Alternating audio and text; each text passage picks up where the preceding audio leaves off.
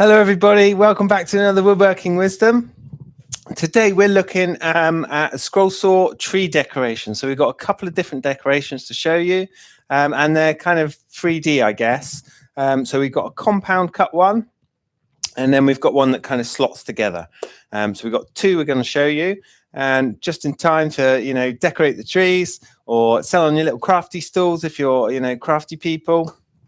And they're really easy. I wanted to do a really easy one, so perhaps you could get, people involved and have a go, and then something a little bit more tricky as well. A question came in. We got Stefan questions and cameras today. We had a question in about poplar, otherwise known as tulip, which you'll see we use that tons in here, a really usable timber. What you want to do is probably cut it into lengths. So you want to dry it really.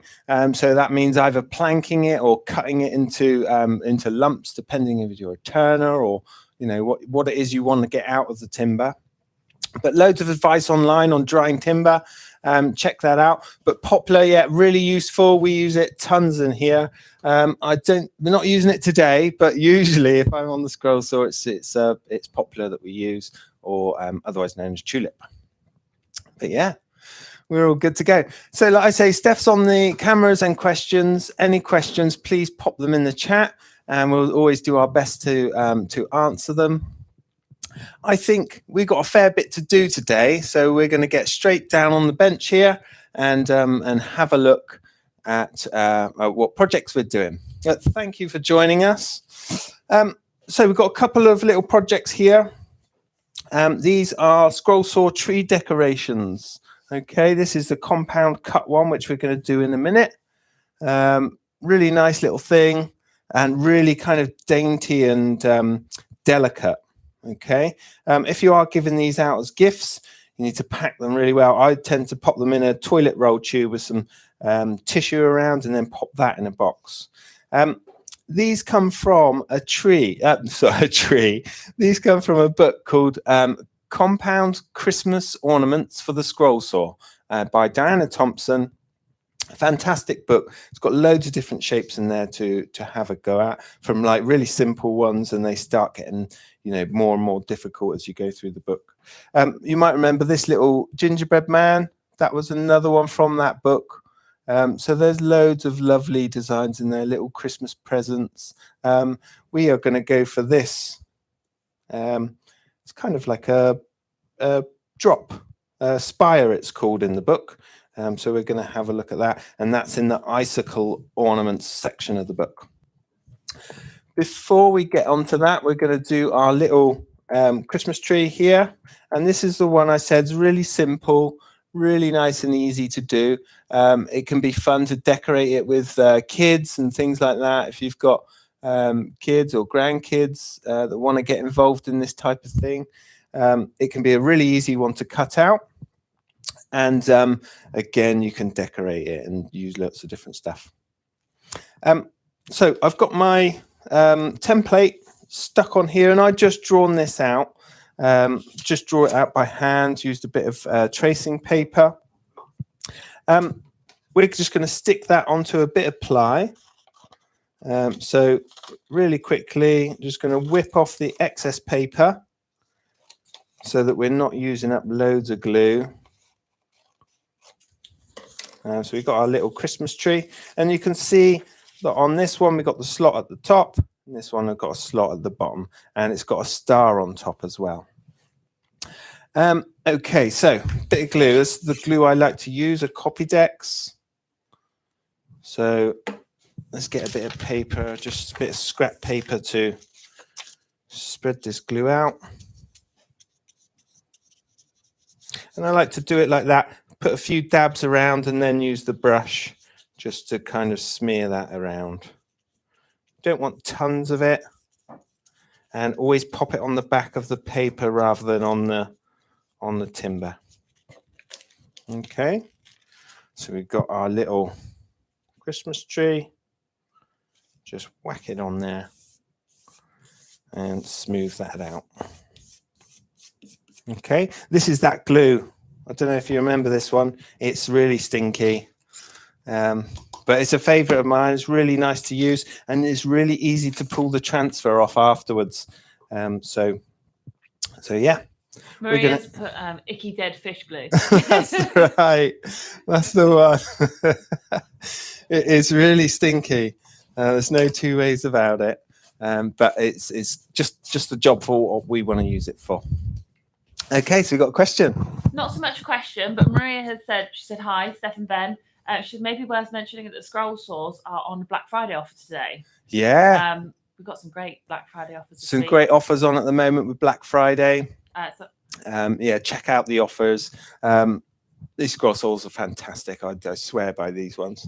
But yeah, lots of different bargains on there. Check out the website.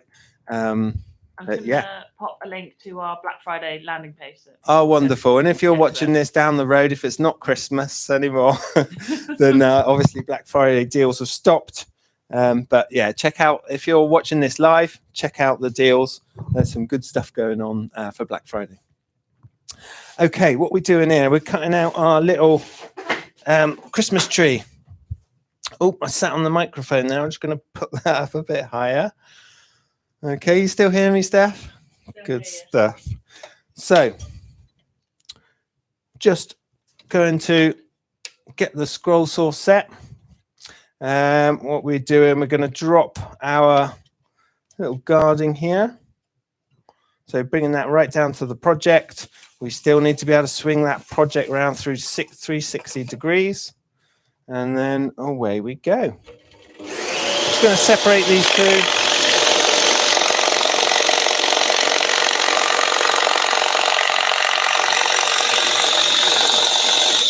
And this is a really cheap ply. This is off of a packing crate of a machine. And I guess it's not really a true ply. It's almost a couple of veneers on some kind of softwood in the middle. So it's not a proper ply. It's not really cross-laminated. You can see the grain direction there and there. But we're going to do our best with it. Hopefully it's not going to lift. And if you look on the back here, I've just avoided this bit where we've got a couple of little kind of breakthroughs and tried to pick the bit up the top where it was a bit less damaged. Good, but this doesn't have to be anything special. Like I say, we're probably going to paint these. So yeah, it doesn't have to be anything special. So I think we're just going to crack on. I feel like the saw's just running a little bit fast. That's where I was practicing with my 3D cut. So just turning the speed down till it's just over halfway. And we can do a couple of things here. We can do a little loop-the-loop. Let me move that one back out of the way. A little loop-the-loop. Oops. Can you see what's going on there? Yep. So I think my blow is just in the way. So I'm going to turn quite a sharp corner now. So I'm going to put a little bit sideways pressure on, swing the project around, and then you get a good definition in that corner, and you can swing the project quite quickly. So, like I say, loop the loop, let's do another one of those so you can see how that works. And then we're coming back in on that line, and we get that nice sharp definition. A little bit of sideways pressure, swing the project round.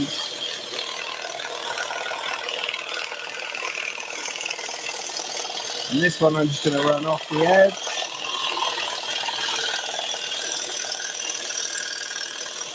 Nice sharp new blade in there, so that's our modified geometry number 5. And it's a really good all-rounder, so I don't have to keep swapping with different blades for different jobs. So I just backtracked up that cut.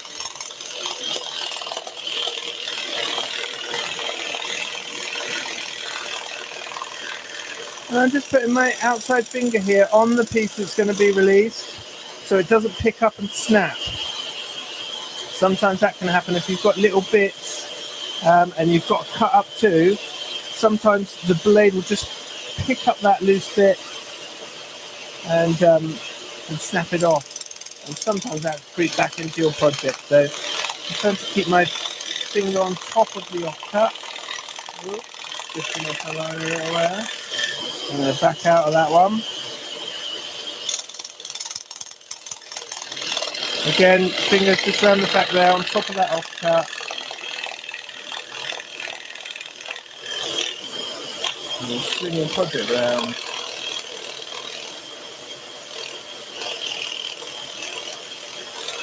There we go. Oops. Caught the end of my tree there. So nice and free cutting this material. I'm happy to increase that feed rate.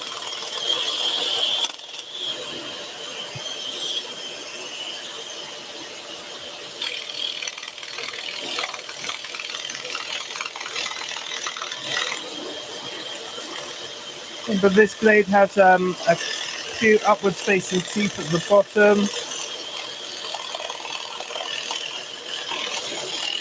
So you get that nice clean edge on the bottom.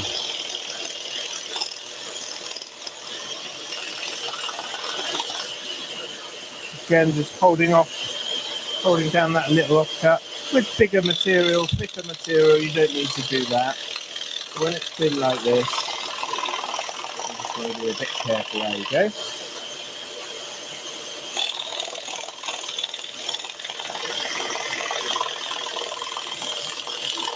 Sometimes this guarding does get in the way of where we want to kind of place your fingers.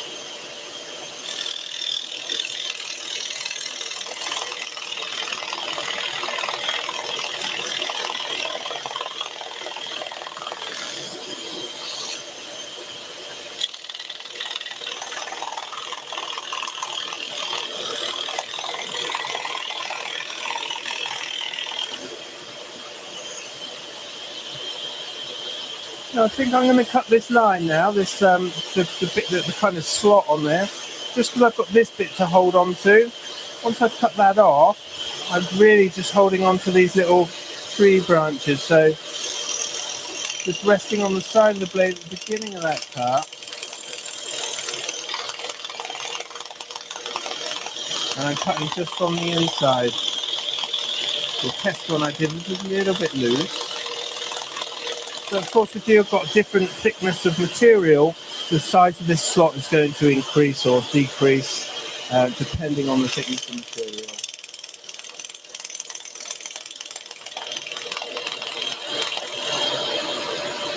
So it's a little bit too much there, so I'm just backtracking a touch, resting on the side of the blade, and just removing that little tiny bit.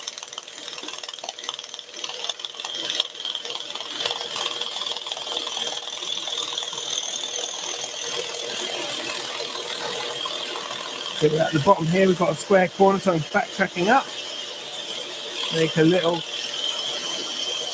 turn, trying to hit that bottom line and then take it straight down to that corner there. We can remove that one, and then resting on the back of the blade, rotate that bit round, and we can come at it in a different direction and get that nice square finish in the bottom.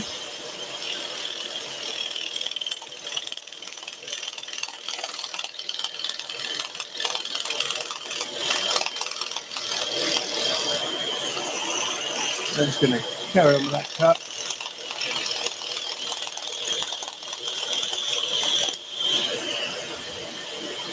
And then this bit is quite vulnerable here. So again, I'm going to put my finger right on top of that.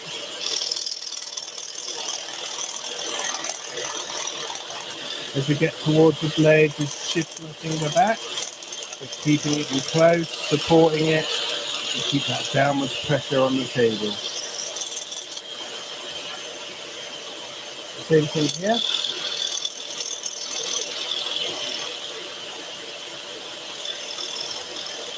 Just really gentle.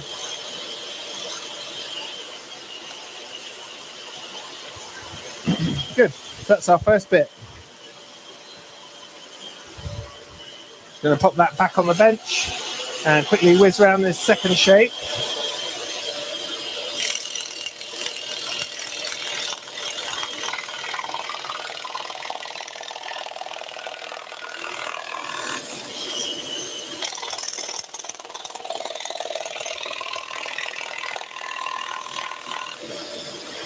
Backing up. Twisting the project so we're parallel with that bottom bit. I'm going to get rid of that while I can. Rest the blade on the project. And then come back to just nibble out that little corner there. Good.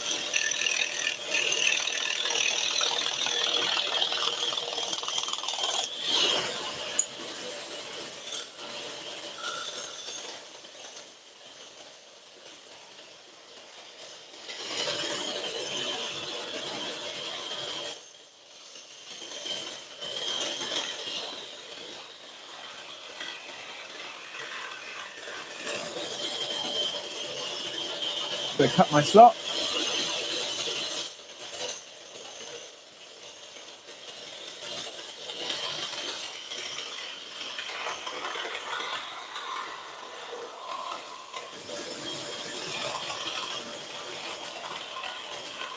A little cut down into that corner and then backtrack out.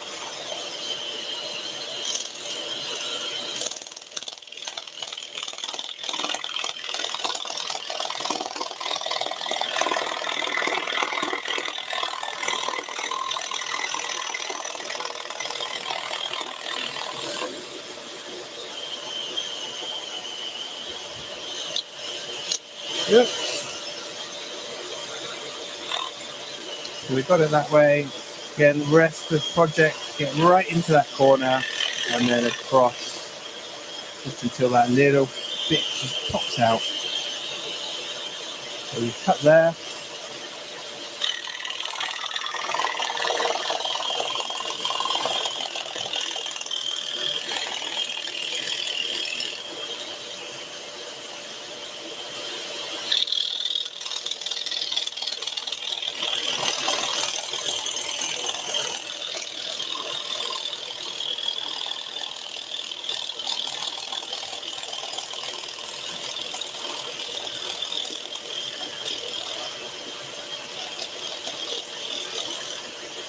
Being a bit careful, I can feel the upwards tooth. One of them is just picking up.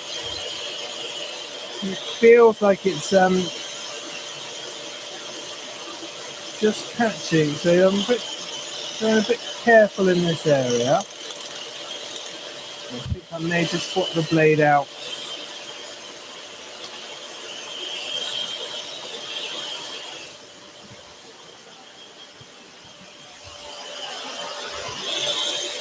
Going to fish out any debris, and I'm just going to quickly change the blade on this one.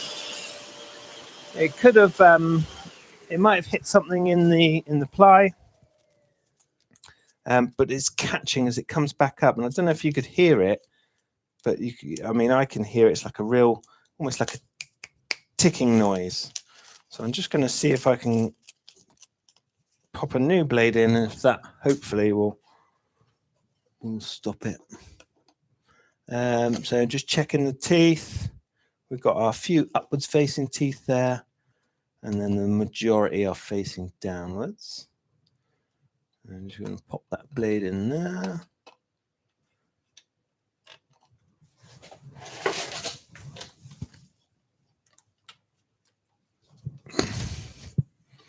Make sure these are done up nice and tight. Quick tension, and then I usually put just a touch on at the back. And then away we go. So we've got a question. Maria said that she finds sometimes that the geometry blades are a bit grabby. A bit You grabby. shouldn't use them much. Oh, okay. Yeah, I think, well, that's what I'm experiencing with that one there. Like it was grabbing on the way back up. So it feels like it's picking the project up. And without that downwards pressure, that would lift it just a touch. And then you start getting all that going on. Usually I don't get that, but I am getting that with this. Maybe we've hit a little bit of metal or something in this ply. But yeah, these are really good blades. I love them. And like I say, they're really good for all sorts of different rolling jobs.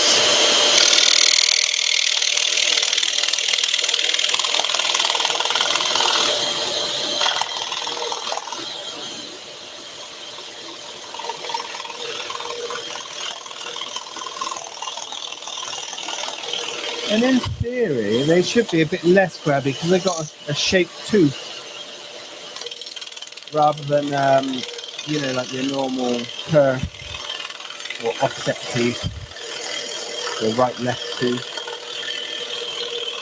These should be all in a line and just shaped so it can turn corners. That bit don't want to come out yet, so just while I'm here, I'm going to carry on.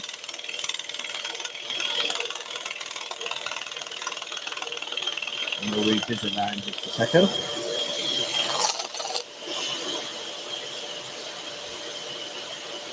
So rather than kind of pull that out, I'm just going to revisit and come right up to that corner. It should just pop out like that. Sometimes if you try and break it off, it will lift up. And remember, we've got this really thin veneer on the front here.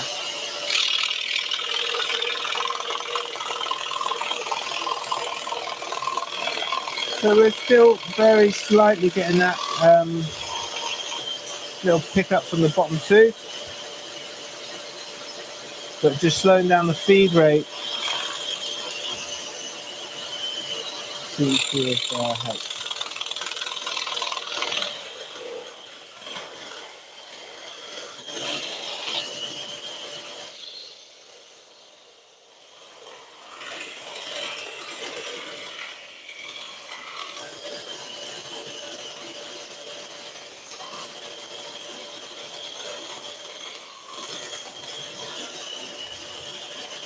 Okay, so we're coming up to our little star. And I think cut off most of this way. Certainly on that side we're just about to cut.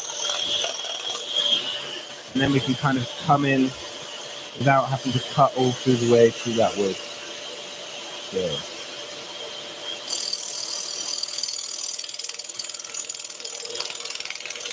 Yeah, I like to just rest the blade on the edge of the project, allow it to kind of find where it's cutting, and then we can change angle from there. So rest on the blade, find your angle,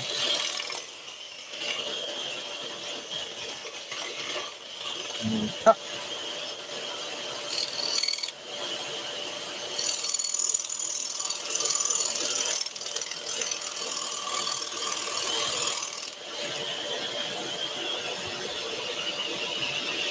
So I've got into a habit of just falling short of there.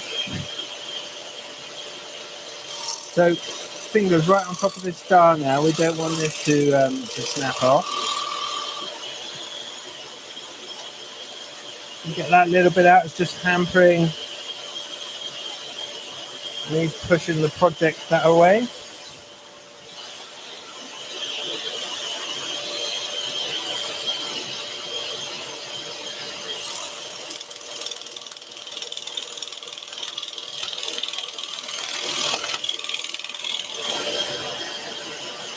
So just nice and delicate at this stage. We don't want to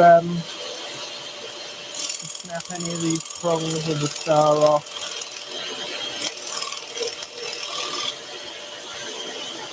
Let's go back down there. Cleaning project.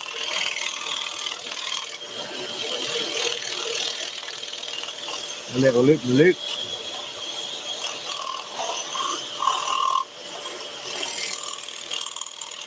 And that's just using the waste to change direction.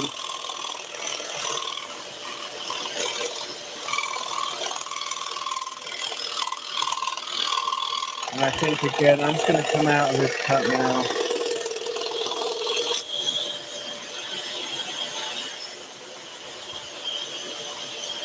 And then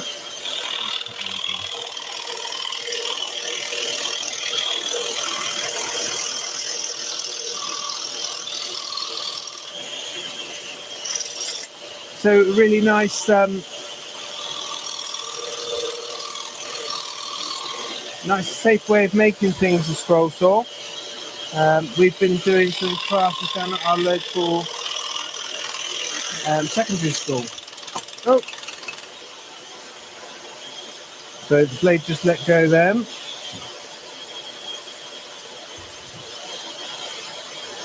I don't think I have my tensioning arm right the way back. That snapped the blade.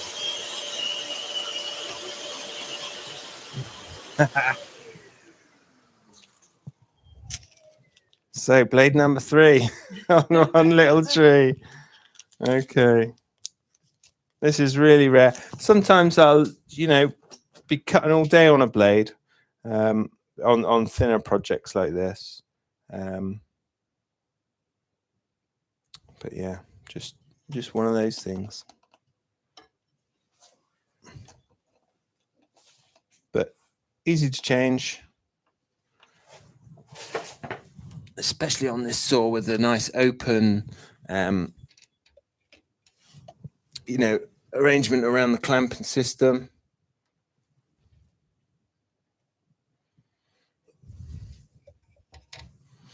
Make sure these are nice and tight. And then we put our tension back on. Good. So last couple of bits to cut on here. We're good to go.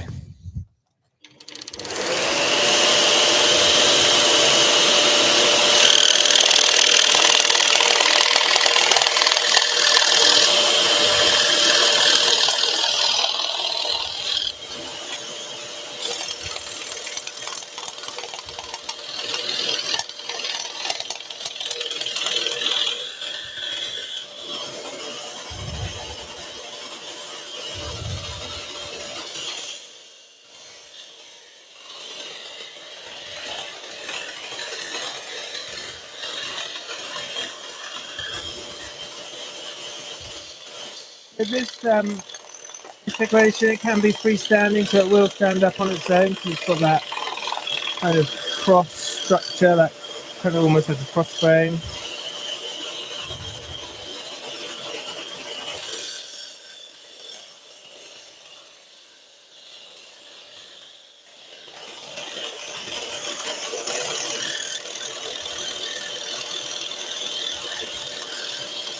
Again, my fingers on this like vulnerable bit. Just making sure it's down on the table, it's not being lifted up and then thrown back down. So there we've got our second part of our Christmas tree. And we can just get this paper off.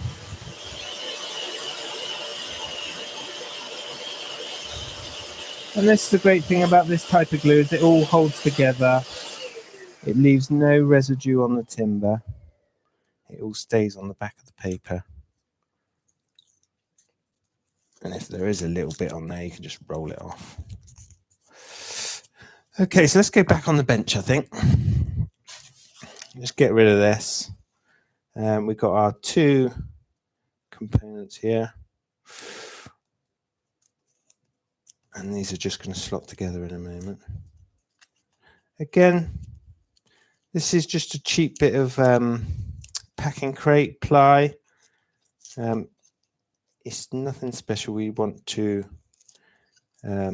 paint these. But if you want that kind of natural wood colour, I'd go with like a birch ply, a proper bit of something. And that's going to be a bit more structurally sound as well.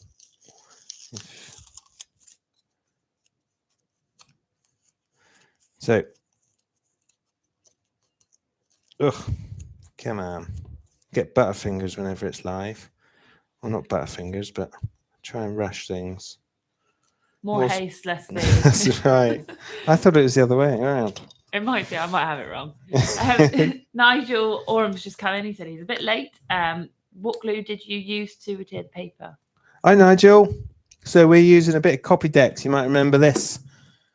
And we used to use this in our primary school because it's really non-toxic but Very like Maria's satisfying to pull off, though. It is quite satisfying, yeah. But like Maria says, it stinks. It's horrible stuff. But it is quite a nostalgic smell. It's that ammonia. I'm trying to make it sound better, but it's horrid. There's no two ways about it. We've got somebody on here as well called Andrew Noble. As a newcomer to Scroll Saw, could you please tell me where I can get patterns from? Patterns, yeah. So there's lots of books out there. One I would really recommend is an online thing is Steve Good. Fantastic. He doesn't charge for his patterns, but there is a contribution on his webpage. So Steve Good Scroll Saw Workshop. He's got loads of really cool patterns on there for all sorts of stuff. You'll see these kind of 3D things. There'll be just tons and tons of different patterns. So my tree is just a little bit longer in there on the pot there. So what I would do with that to stop it wobbling, if you want it freestanding, a bit of abrasive, and just take that back and forth. Try and keep it flat. But yeah, check out Scroll Saw Workshop. That's Steve Good's website. Fantastic stuff on there. And yeah, it's just some lovely patterns and stuff. You can contribute and stuff on his page. So there we go, a little 3D Christmassy Christmas tree. You could get sparkly pipe cleaners and things, go around there, like a bit of tinsel, bit of green paint, maybe a bit of red on the pot, and that'll look really cool. Okay. Attila the Hamster is loving your avant-garde scissors, by the way. Oh, yeah, look at the scissors. Yeah. That's a special tool. Not your favourite scissors. No, they fell off the magnet and got stepped on, I think. So now we're looking at this compound cut, and you'll be glad to know I've already gone round one face. Okay, so I've cut this on this face, but basically what you get is they're usually the same shape. Sometimes they'll have a little hook hole to hang it on, and a little perforated line down here. So you cut this shape out, and this just wraps around the corner. So you've got it on two faces like this. Okay. Glue that on however you want to do it. If you like to use masking tape, Pritt stick, whatever it is that you like to use to just glue that down. But it's important that it wraps around this corner and that the other faces are fairly flat. You see I've drilled through this one. Actually on the back here I had a bit of breakout, and when you come to scrolling that, it's going to kind of wobble on that breakout. So just a little knife and took off that breakout on the back there. But like I say, I've already cut this in one direction. So we're going to turn this through 90 degrees. We're going to tape it up because all these loose bits, you don't want them kind of shifting as we're cutting. And I tried to keep it as one piece rather than cut down through there. I've come down one side, right down to the bottom of that V, and then backed back out, and then come down the other side. We'll show you that more closely in a moment.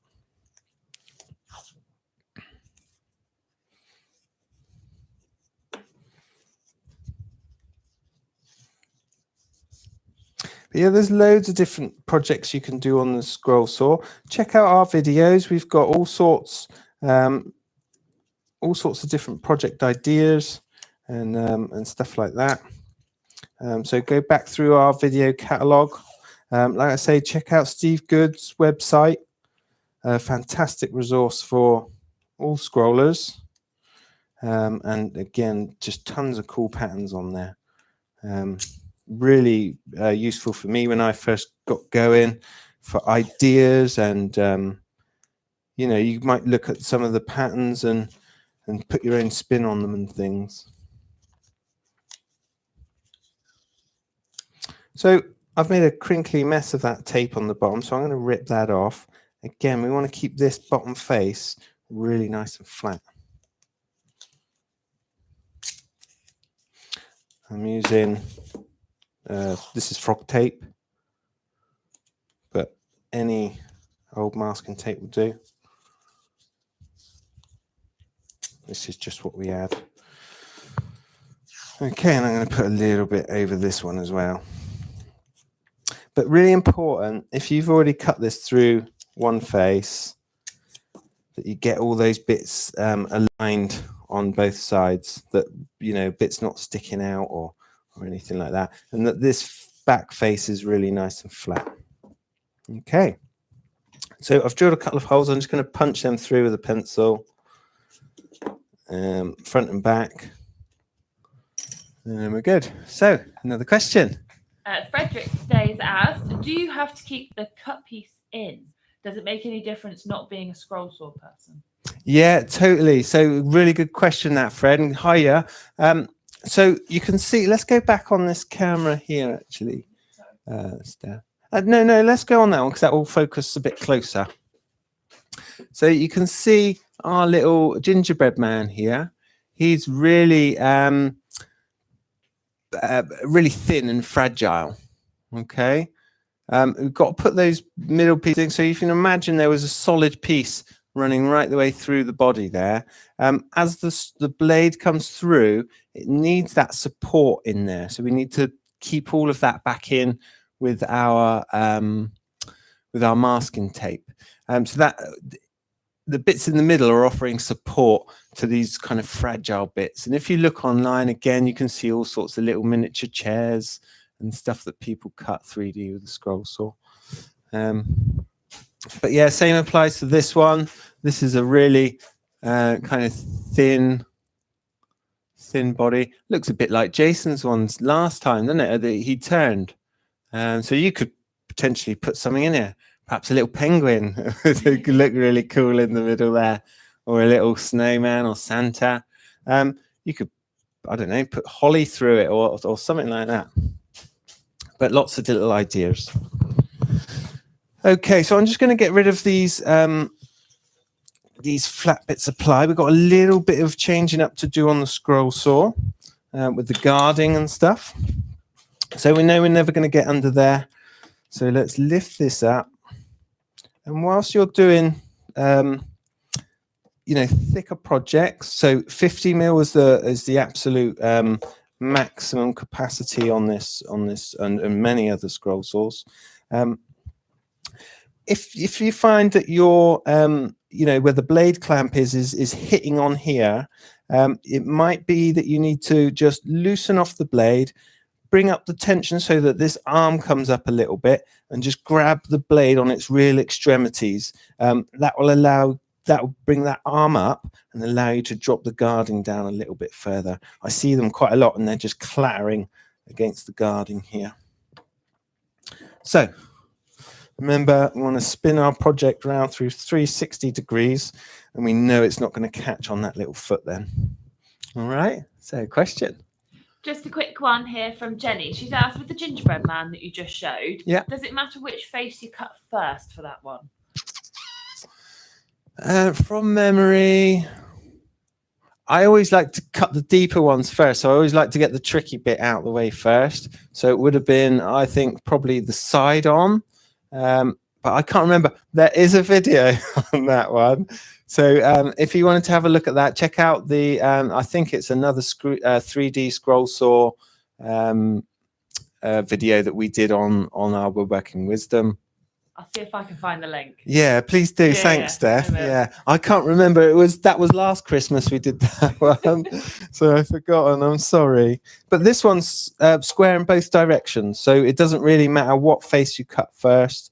It's as a square block. Okay, but some of them it will matter.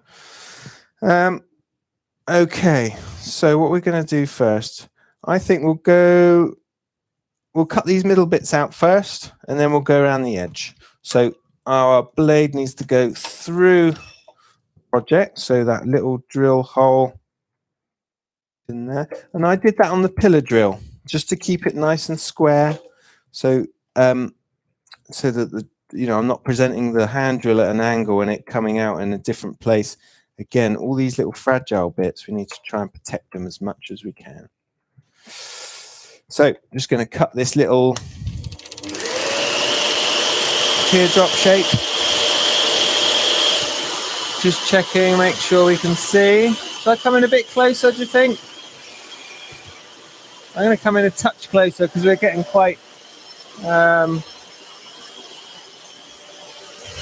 into the detail. And I'm just going to shift this one across so you can see what's going on here. So just down to that little B, and we want to decrease our feed rate with this thickness of material. It will cut, but what you'll find is you'll distort the blade slightly. So the blade will bend, and then you're not getting that that straight cut down through. The blade bends, and of course it's still going to keep cutting, and it will cut a curve almost in in the middle of the project. And we need this to all match up.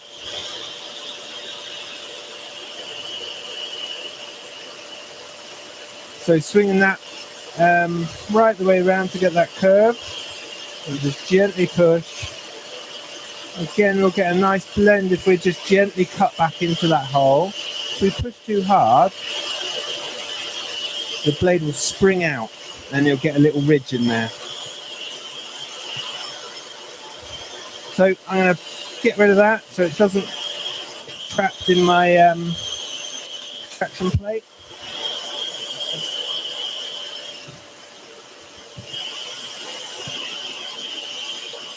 Sneaked under the project, so we'll get rid of that one.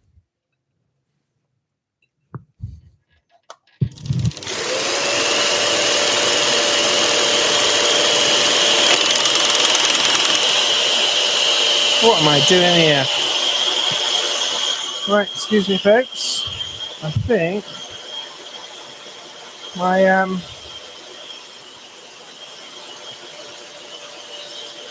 my quick tension keeps popping forward.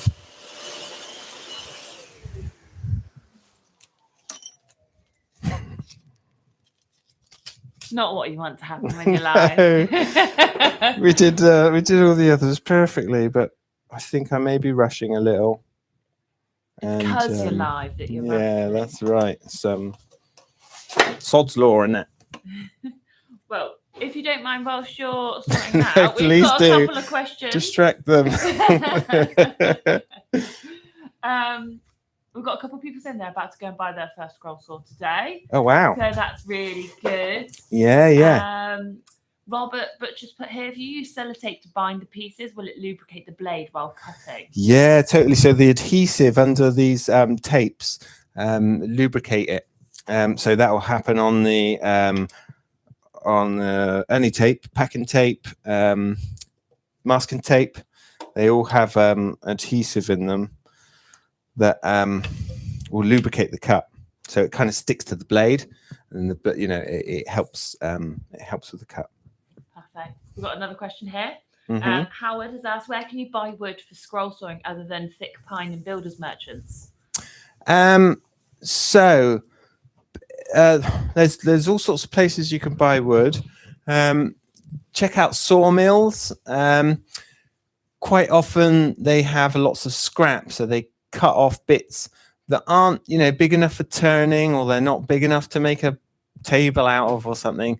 They're quite often waste.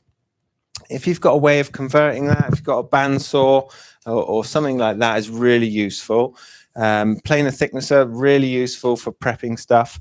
But to buy it off the shelf, there's lots of places online that will post it to you. But my recommendation would be to find your local sawmill. It's the cheapest place to get it. You get all sorts of different varieties, different colors. You can go and choose it yourself. Quite often it's got live edges and stuff on it, so you get all the bark and it's not all just square and planed everywhere. So, you know, if you get yourself a decent sander as well, you can convert you know, kind of rough sawn boards fairly easily. But yeah, have a look at your local sawmill. Local wood turners clubs, they can be really useful. They've always got lots of people really willing to help. There's lovely communities around these wood turning clubs, and they know where to get the wood. They've probably got garages full of it that they could potentially get you, you know, sort you out with a little bit until you can kind of find your local merchants. But yeah, there's lots of places to get it. Quite often the sawmills and stuff don't really want to deal with smaller bits, so it can prove a little bit of a struggle sometimes. But quite often they'll have their shops, and they'll have all the little bits and bobs in there that we need for the scroll saws. So yeah, check out your local sawmill, local joinery. Again, they'll have offcuts, schools and things like that. Just send them an email. Sometimes you won't get what you want, but you know, it's worth having a little look round for, and it can save you a lot of money if you can get little bits and bobs. Got men in sheds as well. Men in sheds, yeah. Again, so you need to find those little communities that you know, that work with wood. And they're the best places, and they're always so helpful and lovely around those clubs and sheds and stuff. Yeah, so they'll be really willing to help you source stuff. All right. One more question, yeah, and then I'll let you get back. Also, Robert Richards said, Ben, at least it shows that you are live, so that's good. Yeah, no no pre-record here. I'm sweating on the spot. Yeah. So Dances with Artbox has asked, would you normally have your scroll saw set up higher? It looks a bit low. No, this is about right for me. You know, I've got my feet up on the stand. I've got a little stool. I'm not too hunched over the top of it. I can straighten my back and be comfortable if I like. But this stand is adjustable, so you can bring this up if you wanted to bring it up and kind of more comfortable working here. I'm a bit lazy. I like to rest my elbows on my legs a little bit. And if no one was watching, I'd probably get a little bit more comfortable like this, back a little bit, elbows on my knees or my legs, and just be working away like that. But it doesn't look too good on camera, so we'll sit up with the back straight and yeah, and carry on like this. Go with the better posture. That's right. Like it. So I think what's happening is when I'm quick changing this, I'm not putting this quick tension cam lever back, and that's flicking forward as it vibrates.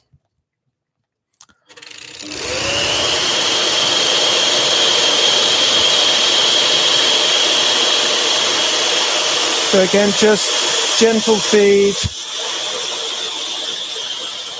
kind of meeting up with that curve, gently twisting the project as I go.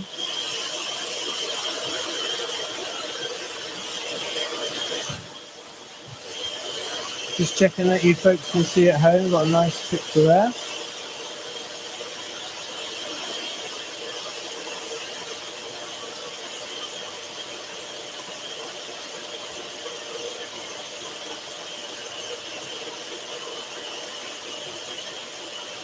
So when we're working on thicker projects like this, there are parts of the blade that never leave the project. We've only got, I don't know, I think it's about a 30 or 40 mil up and down stroke with the arm on this.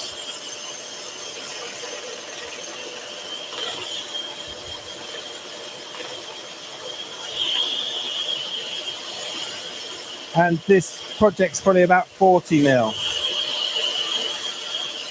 So I've backed up my line. I've come back to this hole where I can turn the blade round, or not turn the blade round, but turn the project around. So then we're cutting in a different direction. And again, just rest the blade till it starts to find its cut.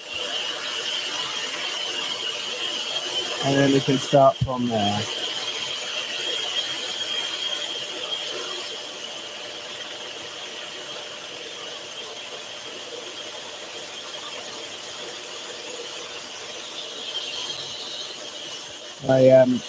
Dust is just covering up the line there, the sight line, or the template line, I should say.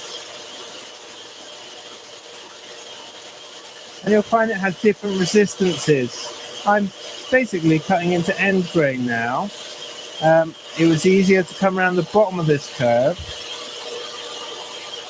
because we're cutting across the grain.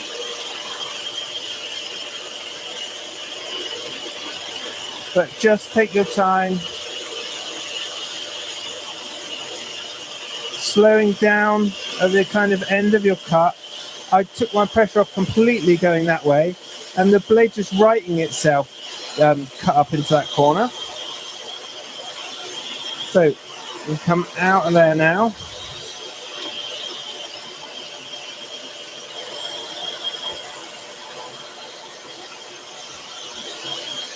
And now I'm going to come down one of these faces. Let's go this way first.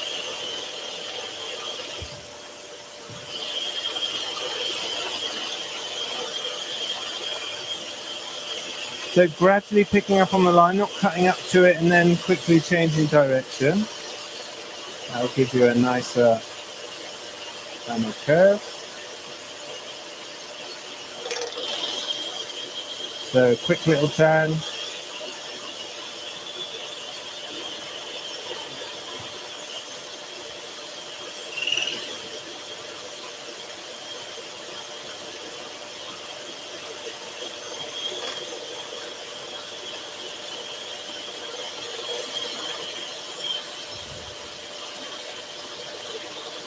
Just repositioning my grip. We've got this long cut here, and I don't really want to stop and change our grip because that can again cause a little ridge. So try and keep that cut flowing as long as we can.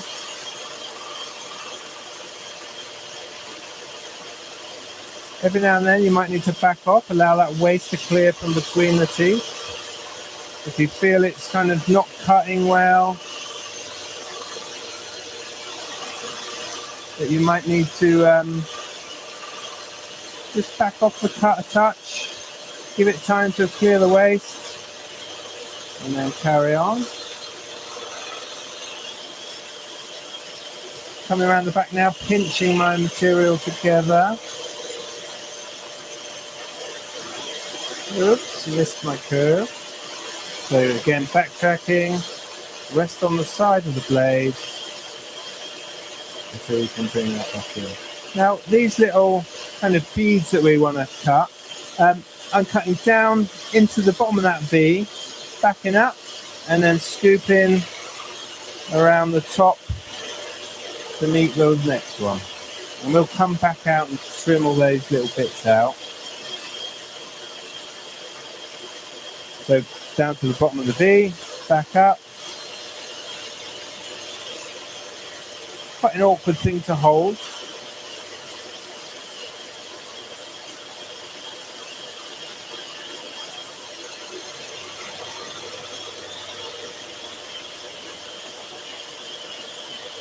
And we'll do the same on this little kind of spearhead shape on the bottom.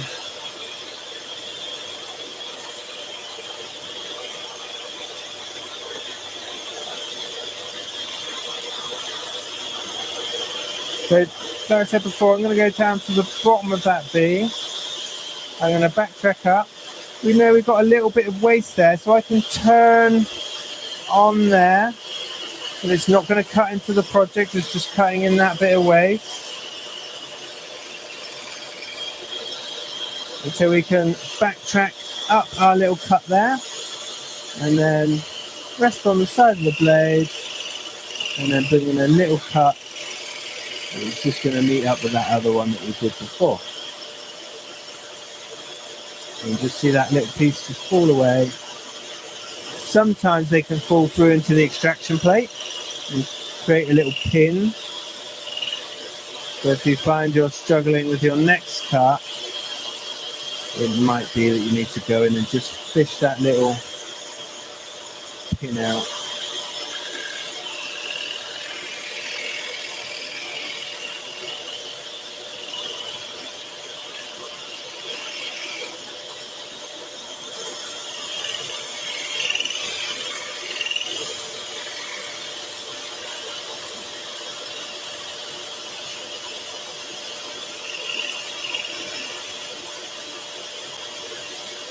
There we go. So it's not quite popped out there. I think that's because of this cut. So I'm backtracking up. Remember, that's waste, so I can turn there. The teeth are engaging with the timber, but it's not on the project. And then just trim that little bit there. And then we're good.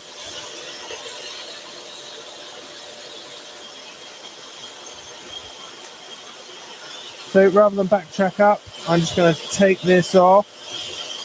And this is what I mean. You get these little bits that can catch on here. So either pull them out, get rid of them. Okay, so we're just going with that. All right. Sorry, yeah, no, Richard Blackdog has just put, this is far more interesting than watching the World Cup on the box. That's good. Who's playing there? I don't know who's playing. We had there was the England game the other day, and we've got the canteen above us here, and they were all roaring with celebration.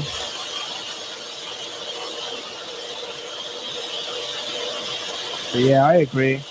I'm not too much of a football-y type person.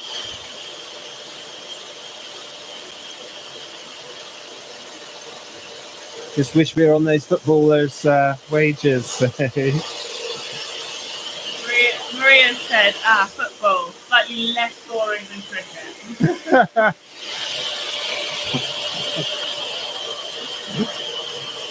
Yeah.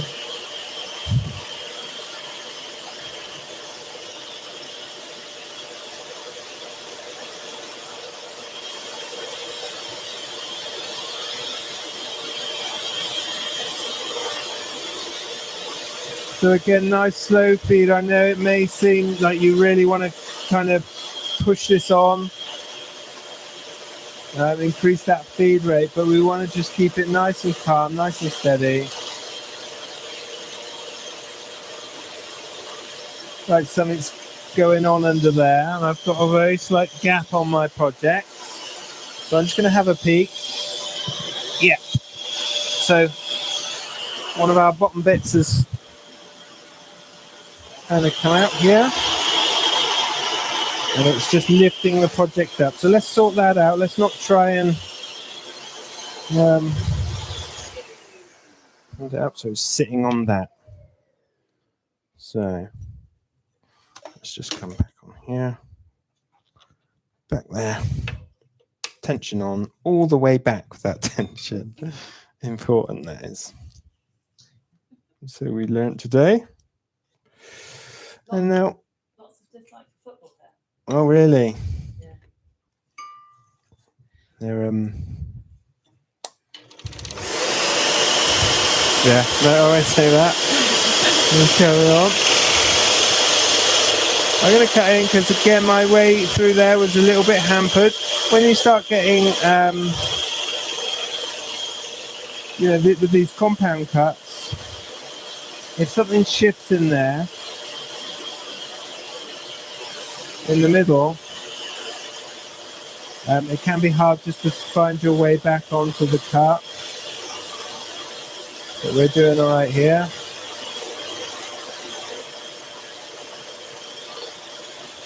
Okay, good.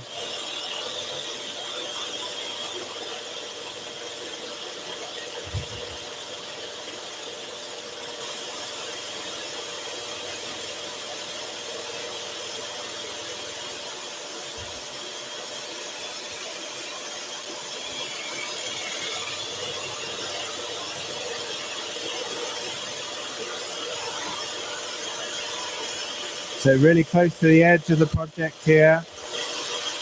Again, be careful not to bust out the side. And we're going to do that same trick again. We're going to go down into the bottom of that V of the bead. We're going to back up.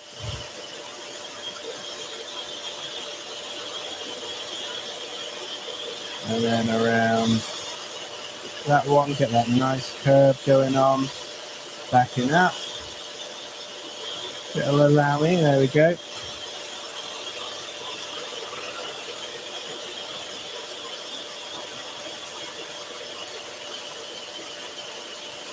Lovely.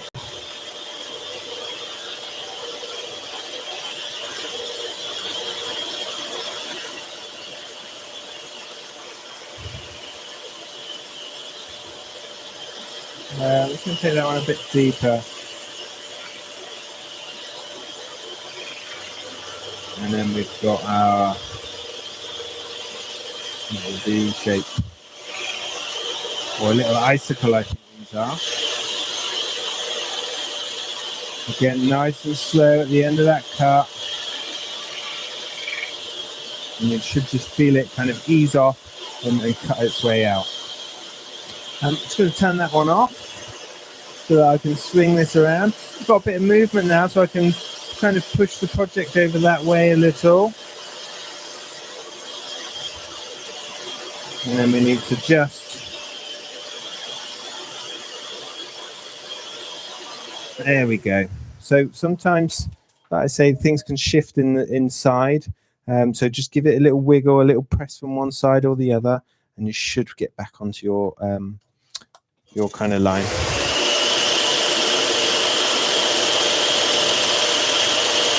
Can be a little bit fiddly, and this has got lots of little interesting shapes in here. So that's popped out, that one. Trying to keep my finger on top here.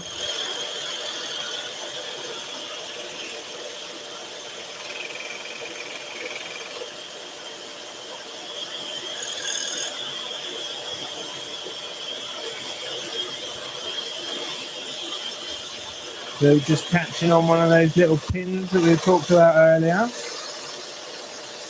And these are the last few cuts where, you know, things can be a little bit, you get a little bit of movement in the project. And there we go. I think that's it. Let's have a little look what we've made.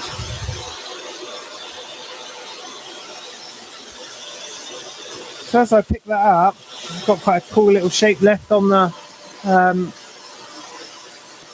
saw there. There'll probably be a few more of those. You could potentially glue them up back to back and make another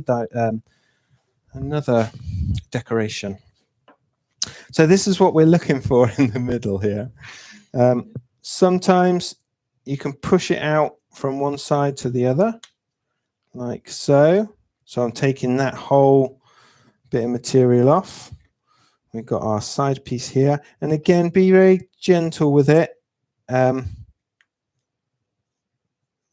You don't want to force things at this stage. Again, we've got some cool shapes coming out of this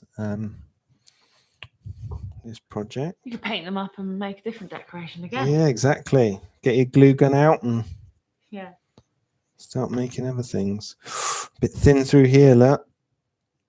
Very fragile.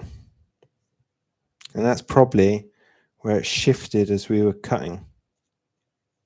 So we've got a bit of an imbalance from one side on the other. Okay, so we've got a chunkier arm down this side than we have here. But that's still holding its own. Remember, we're very short-grained through some of this. So it is one of the kind of more fragile Christmas tree decorations. Got to go in with the glass baubles and the kind of expensive ones when you pack it away after Christmas. But you can see we've made a really nice kind of shape. Like I say, this is the what's this one called? this is Spire in the book, and it's in the icicle ornament section. But loads of different shapes in there. You can see on here there's a really cool triple sphere one. Like we were saying before, gingerbread men and candles and presents. So check out that book. It's a really nice thing. The title of that book, again, it was The Compound Christmas Ornaments for the Scroll Saw by Diana Thompson. Tons of cool projects in there. And again, if you're just starting out on scrolling, check out Steve Good. His website is fantastic and great for any new scroller. Okay. I didn't want to interrupt you earlier, but you had a question from Cliff asking, are there preferred woods for 3D projects?